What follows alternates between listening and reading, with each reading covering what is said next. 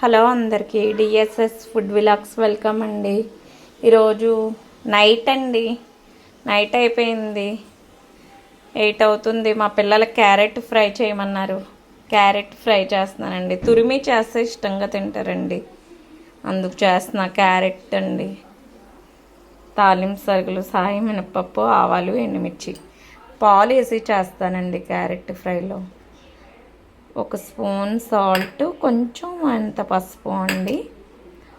Oil వేసేసుకుందాం first మనం, ఓకేనా అండి.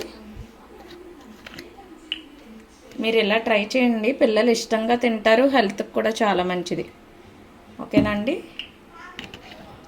ఆయిల్ వేసేసాను కదా, ఆయిల్ హీట్ ఎక్కాక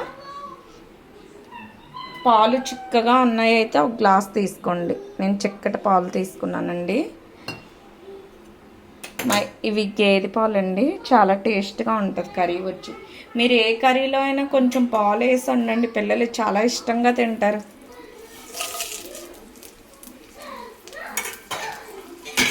మేము తిన్నట్టు స్పైసీగా పెట్టనండి పిల్లలకి, నేను వాళ్ళకి విడిగా ఏదో ఒక కర్రీ వండుతాను.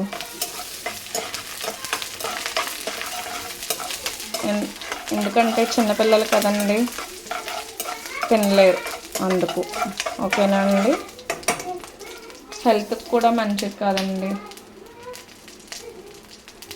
మనం తిన్నంత స్పైసీగా పిల్లలకి పెట్టకపోవడమే మంచిది, ఓకే అండి. నేను ఇది ఆయిల్ ఏంటి ఇలా వస్తుంది నొరగ కింద అనుకుంటున్నారా, ఇది నువ్వుల నూనె అండి. అందుకే ఫ్రైకి అయితే ఇలా ఈ ఆయిల్ అయితే చాలా టేస్ట్గా ఉంటుందండి, అందుకు. క్యారెట్ వేసేస్తున్నాను.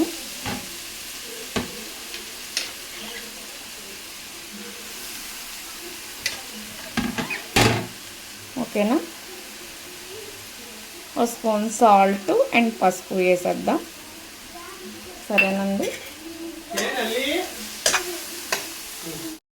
ఓకే అండి, చూసారా ఫ్రై ఇలా దగ్గరికి అయింది కదా బాగా. ఇప్పుడు పాలు వేసుకుందామండి,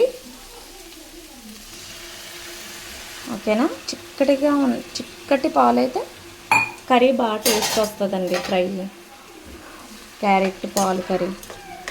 చూసారా పాలు వేస్తాం కదా, ఇప్పుడు కాసేపు దగ్గరికి మేము మగ్గబెట్టుకోవాలండి.